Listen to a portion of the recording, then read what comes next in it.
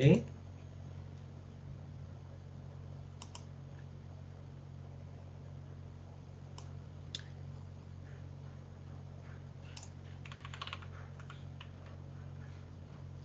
Jadi kita sudah belajar dua teori. Modigliani-Miller yang tanpa pajak, itu kalian ketahui bahwa perusahaan mau berutang, mau tidak berutang, nilainya sama. Jadi irrelevance. Tidak ada kaitannya, tidak ada hubungannya struktur modal, berapa persen perusahaan berutang dengan nilai perusahaan, gitu ya. Kemudian dengan pajak, ada tax shield nih. Sehingga semakin tinggi perusahaan berutang, semakin besar utangnya, tax shield-nya semakin besar, nilai perusahaan akan semakin tinggi. Sehingga kesimpulan dari yang teori yang nomor 2, Modigliani-Miller dengan pajak, berutanglah sebesar-besarnya. Kenapa bisa dilakukan? Karena asumsi yang teori yang nomor 2 mengasumsikan perusahaan tidak akan bangkrut. Pertanyaan lanjutannya adalah bagaimana kalau ada kemungkinan bangkrut gitu. Makin tinggi perusahaan berutang, maka kemungkinan perusahaan untuk bangkrut akan semakin besar. Sehingga utang itu punya dua sisi. Ada sisi positifnya, ada sisi negatifnya. Sisi positifnya adalah dia ada tax shield-nya. Ini sisi positifnya. Tapi sisi negatifnya adalah dia bisa mengakibatkan perusahaan itu bangkrut.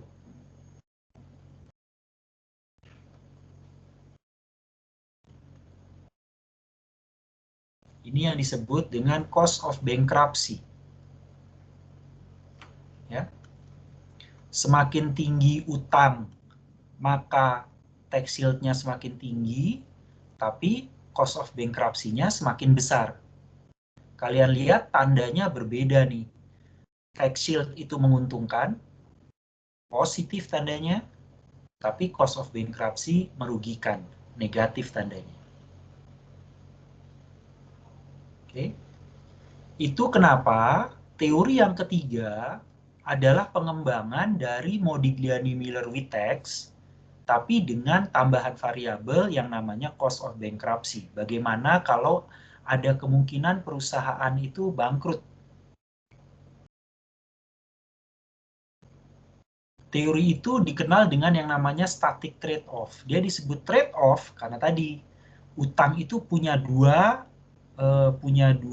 akibat, punya dua dampak ke perusahaan, yang satu positif, yang satu negatif. Jadi ada trade-off di sana. Kalau kita meningkatkan utang, tax shield-nya meningkat, cost of bankruptcy-nya meningkat, tapi kalau kita menurunkan utang, tax shield-nya turun, cost of bankruptcy-nya juga turun. Jadi kita harus mencari keseimbangan mana yang menyebabkan VL itu bisa maksimum. Disebut statik karena kalau kita melakukan perhitungan di sini, akan ketemu satu titik yang membuat nilai perusahaan optimal. Titik itu yang disebut dengan struktur modal yang optimal. Nanti kita akan pelajari. Kita tidak akan melakukan perhitungan di sini. Untuk teori-teori yang selanjutnya, kita tidak akan melakukan perhitungan. Kita akan hanya mempelajari konsepnya. Perhitungan hanya berhenti sampai di yang nomor 2. Nanti mungkin nomor 4 ada perhitungan sedikit, tapi tidak sulit lah. Ya. Yang Miller Personal Tax. Oke. Kita akan lanjutkan ke teori static trade-off berarti sekarang ya.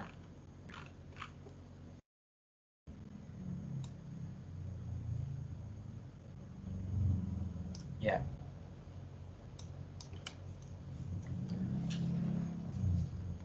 tadi sudah kita bahas, yang teori static trade-off itu adalah pengembangan dari Modigliani-Miller, tapi dengan asumsi ada kemungkinan perusahaan bangkrut.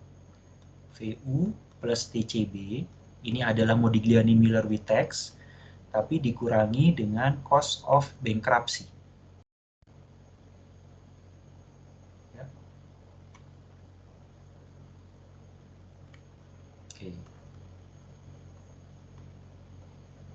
Ini adalah cost of bankruptcy. Pertanyaannya adalah bagaimana menghitung cost of bankruptcy, gitu kan ya? Cara menghitung cost of bankruptcy, ini dia. Ini asumsinya perusahaan going concern.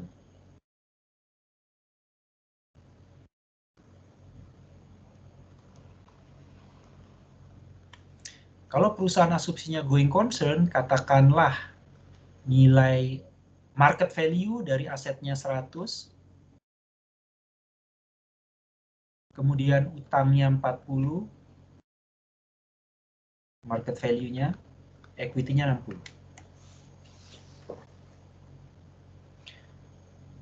Karena satu dan lain hal, maka perusahaan bangkrut. Dilikuidasi. Artinya dilikuidasi, asetnya harus dijual untuk melunasi kewajibannya kepada pemberi utang. Ya. Dalam kasus likuidasi, pasti kewajibannya adalah melakukan pembayaran atau kewajiban pembayaran yang wajib kepada pemberi utang. Karena yang mempilotkan biasanya adalah bondholder atau pemberi utang, bukan stockholders. Oke. Nah, nomor 1. Karena ada penjualan yang dipaksakan, maksudnya asetnya dijual atau digunakan untuk mengurangi, untuk membayar utangnya, maka nilai aset ini akan turun.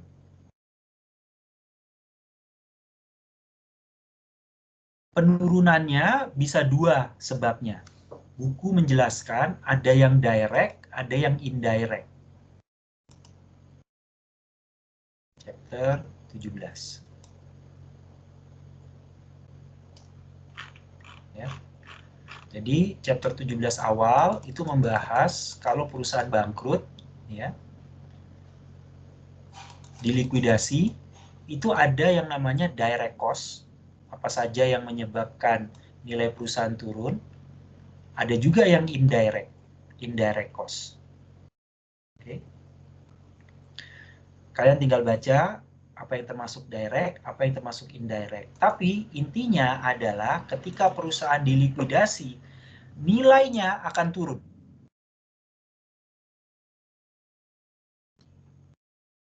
Katakanlah setelah dilikuidasi nilainya turun, dijual, hanya dapat 30 nih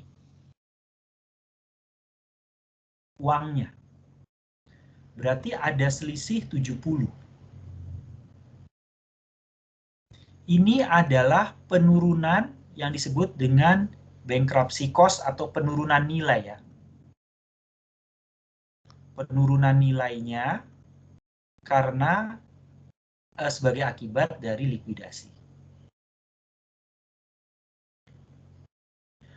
Tapi untuk menghitung cost of bankruptcy, 70 ini bukan cost of bankruptcy.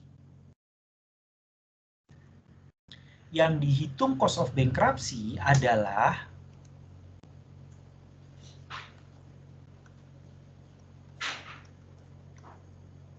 probabilitas terjadinya kepailitan, probabilitas terjadinya dia bangkrut, probabilitas dia pilot, dikali dengan penurunan nilai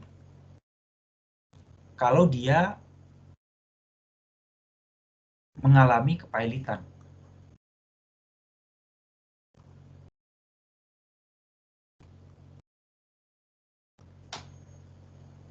Ini yang penting nih, cost of bankruptcy, probabilitas dari dia bangkrut.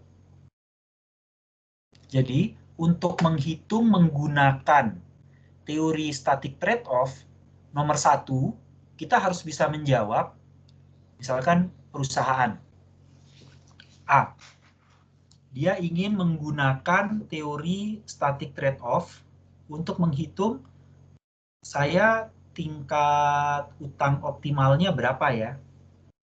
Yang satu harus dihitung, nomor 1 harus dihitung adalah kalau perusahaan pilot sekarang kemudian asetnya semua dijual, dipaksa dijual untuk melunasi kewajibannya, berapa uang yang kita peroleh dari hasil penjualan tersebut. Itu yang saya gambarkan di sini 100 turun ke 30. Berarti ada penurunan nilai 70.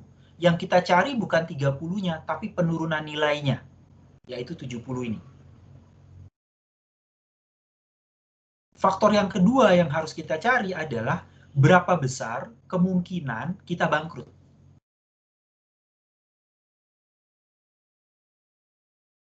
Satu persen, kalau 0% artinya kita tidak mungkin bangkrut dalam kondisi ini. 1%, 2%, 3%, 4%, sampai 100% kita pasti bangkrut, gitu ya. Jadi kita harus mengassign angka-angka ini untuk bisa mendapat berapa cost of bankruptcy. Jadi cost of bankruptcy ada 2 unsurnya. Berapa besar probabilitanya dan berapa besar penurunan nilai asetnya. Ada pertanyaan atau tidak?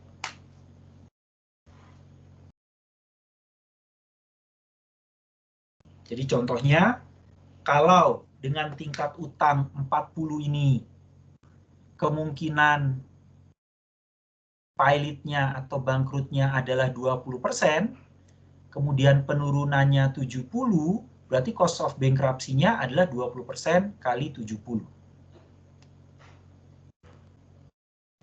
14 minus, itu yang akan masuk ke sebagai cost of bankruptcy.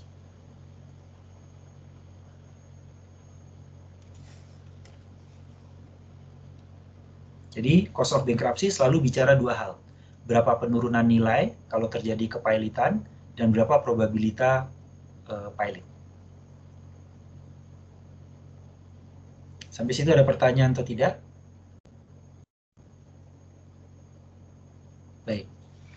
Kalau tidak, langsung kita menggunakan contoh kasus yang dibahas di buku Damodaran. Sorry. Jadi kalau kalian lihat di files, di kelas material, itu ada Damodaran Optimal Capital Structure. Ya.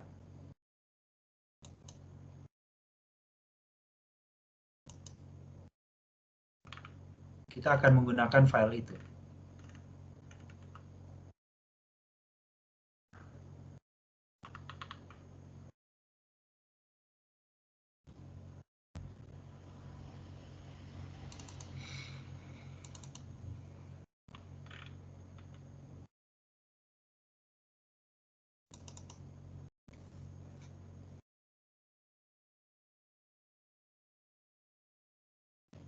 Oke. Kasusnya adalah Boeing. Kasusnya adalah Boeing. Sebagai pengantar, satu, istilah yang digunakan Damodaran berbeda. Dia tidak menggunakan B, S, tapi menggunakan D dan E. Gitu ya. Kalian lihat, ini adalah proporsi utang, leverage. Jadi, berapa besar tingkat utang di suatu perusahaan? Biasanya ada dua cara menghitungnya. Yang satu menggunakan debt equity ratio, D per E. Yang kedua biasanya menggunakan leverage, D dibagi D plus E. Jadi berapa persen utang dari total utang ditambah equity. Yang digunakan di sini adalah D dibagi D plus E. Nilainya dari 0, perusahaan tidak berutang, sampai 100%, artinya perusahaan berutang 100%. Oke. Yang kedua, cost of equity.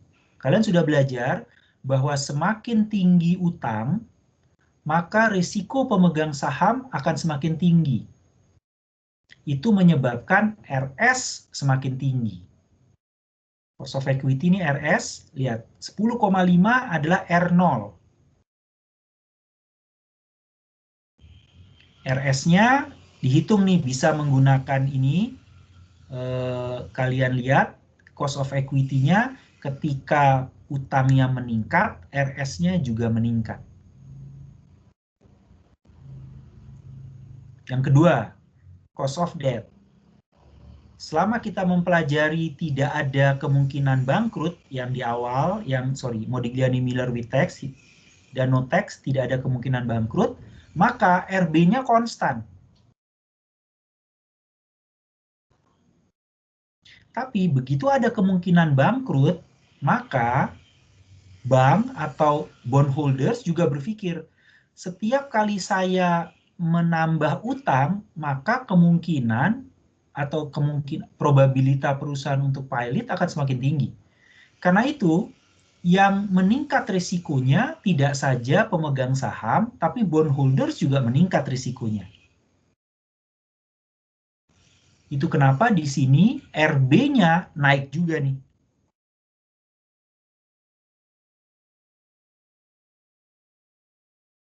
Kalau yang kalian pelajari sebelumnya, RB pada saat unlevered atau RB pada saat levered sama. Konstan 7%, 9% gitu ya. Kalau ini tidak. Ini RB-nya ada RB pada saat unlevered 4,8, tapi makin tinggi utangnya, kemungkinan bangkrutnya semakin besar, maka RB-nya akan semakin tinggi. Juga sama dengan yang equity.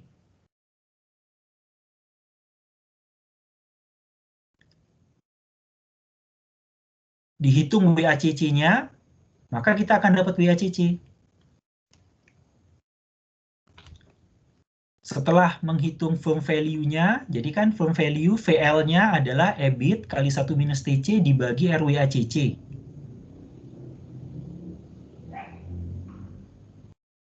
Ya, kalian lihat di sini RWACC pada saat perusahaan tidak berutang, RWACC sama dengan RS sama dengan R0, 10,5.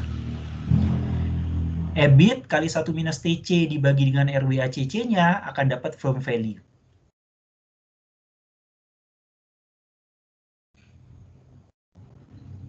Kalau kalian lihat di sini, kita bisa dapat, kita lihat, WACC-nya tadinya 10,5, turun sampai titik terendah, kemudian naik lagi.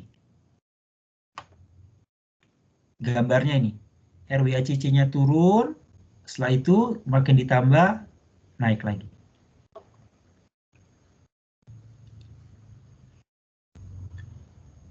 Value of the firm karena berkebalikan dengan RWACC, maka firm value-nya pertamanya naik, setelah itu sampai puncaknya optimal terus turun lagi. Dari sini kita bisa tahu bahwa perusahaan nilainya optimal, ingat ya, objektifnya adalah memaksimumkan nilai perusahaan. Itu terjadi pada saat struktur modal memberikan WACC terendah. Dari sini kita bisa tahu bahwa firm value maksimum di 5.121 ini dalam juta atau miliar, saya lupa. 5.121 pada saat WACC-nya terendah 10,14%. WACC terendah. Ini terjadi pada saat perusahaan berutang 40%. Artinya, yang namanya static trade-off, 40% adalah patokan bagi Boeing. Bagi perusahaan ini ya. Kalau saya kondisi saat ini lebih dari 40%, maka saya akan mengurangi utangnya supaya menuju 40%. Kalau kurang, saya akan tambah utangnya. Karena menggunakan perhitungan static trade-off, perusahaan akan optimum nilainya jika utangnya levelnya 40%.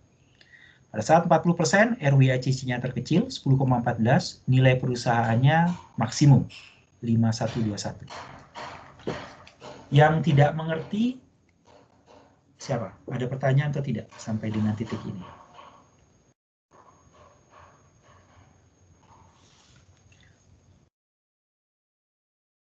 Mengapa? Yang penting kan itu. Kenapa bisa gambarnya seperti itu?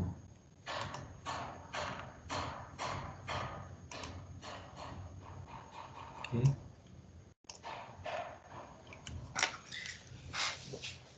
Dari Modigliani-Miller yang dengan pajak, kalian mendapat gambaran bahwa pada saat RB-nya konstan,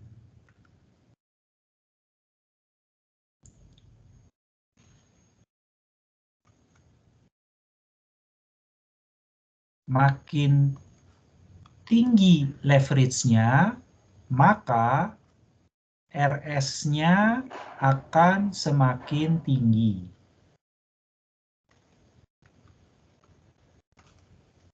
Risikonya semakin tinggi kan? Gabungan dari ini, ketika RB-nya konstan, RS-nya semakin tinggi, RWACC-nya turun terus.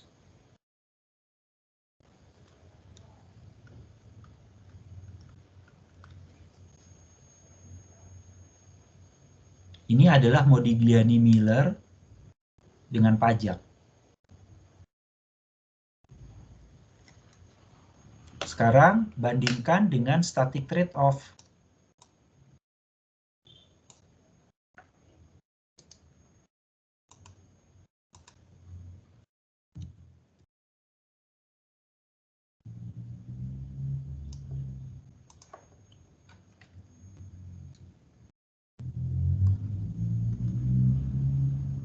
Saya hapus. Karena nggak ada yang sama. Kenapa? Karena RB-nya makin tinggi.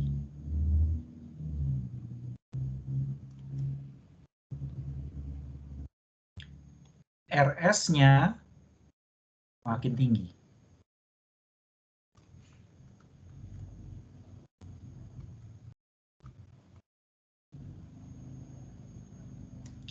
Ini rumusnya adalah, kalau RWACC ya,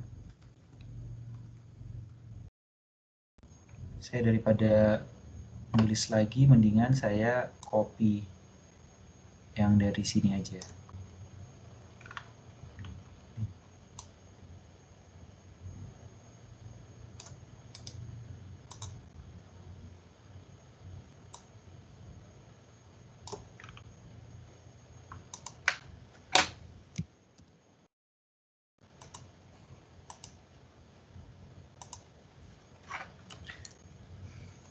Kalau di gambar ini,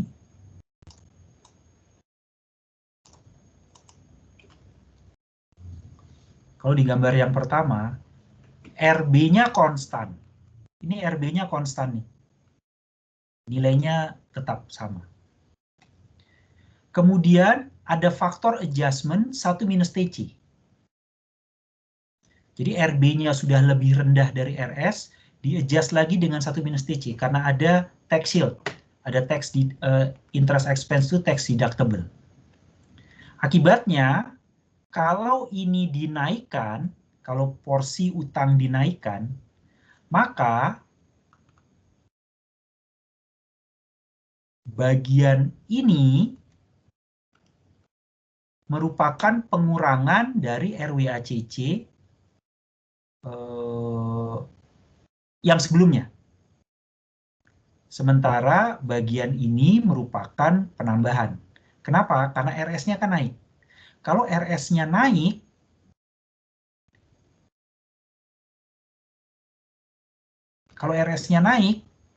kenaikannya akan menyebabkan RWACC naik.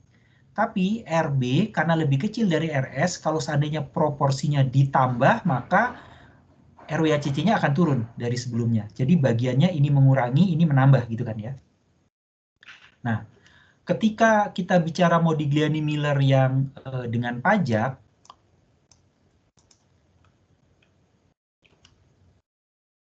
Kalau yang tanpa pajak, bagian minusnya sama dengan positifnya. Kalau yang dengan pajak, bagian minusnya lebih besar dibandingkan dengan bagian positifnya. Itu yang menyebabkan RWACC-nya akan turun terus setiap kali L-nya ditambah. Sekarang, kalau di gambar ini,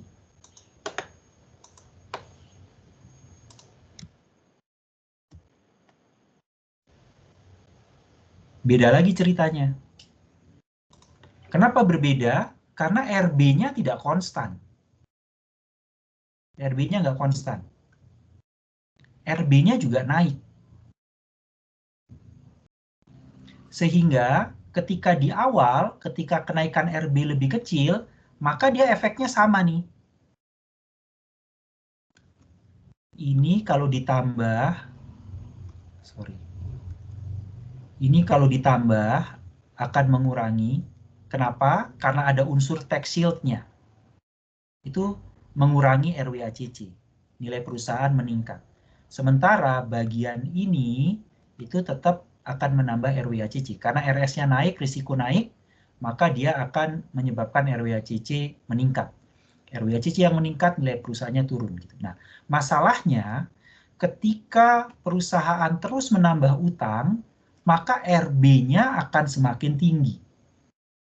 Suatu saat negatifnya itu makin lama makin turun, makin kecil. Tadinya dia sama, terus setelah risikonya meningkat, dia makin tinggi, negatifnya, efek dari tax shield-nya makin lama makin berkurang. Karena dia makin berkurang, maka RWACC-nya itu yang tadinya dia turun di awal masih negatif, ketika RB-nya sudah mulai makin tinggi, maka RWACC-nya juga akan semakin tinggi. Karena di titik ini, RB-nya naik, RS-nya naik.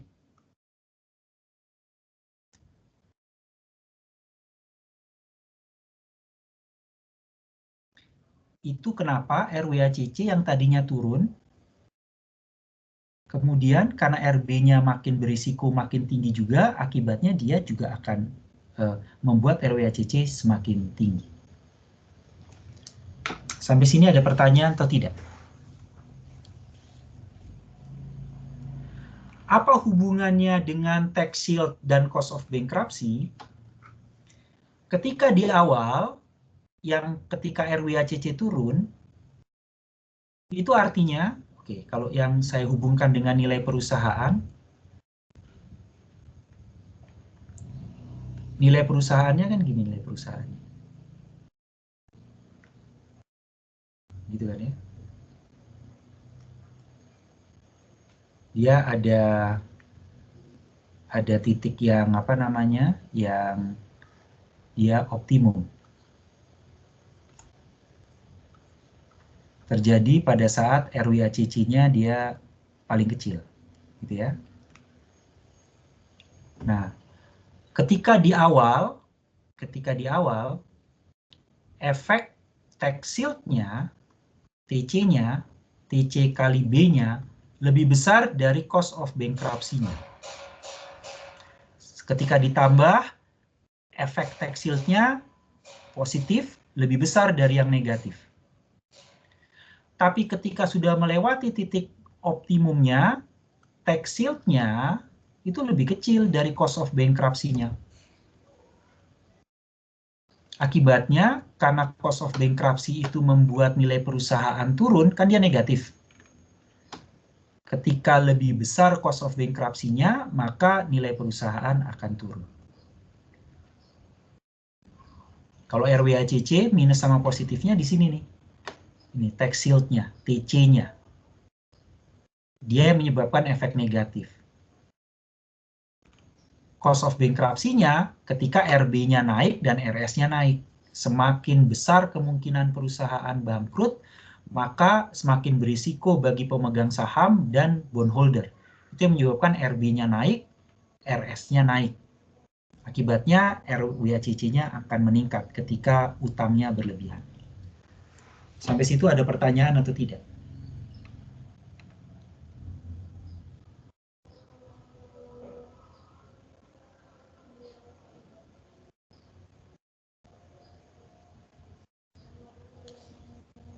Oke. Jelas ya? Nah, yang namanya static trade-off itu karena ini adalah tingkat leverage yang optimal. Itu yang kalau tadi contoh tadi itu 40%. Pada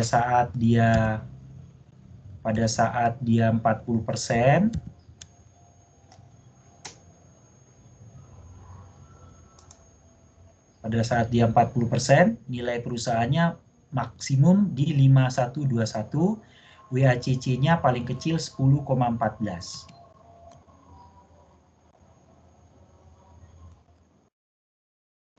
Ini ya.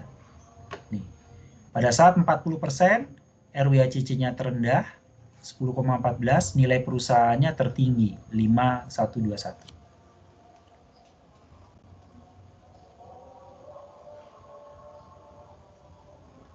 Sampai sini ada pertanyaan atau tidak? Oke. Kalau tidak, kita akan break sholat 15 menit ya sebelum kita lanjutkan ya.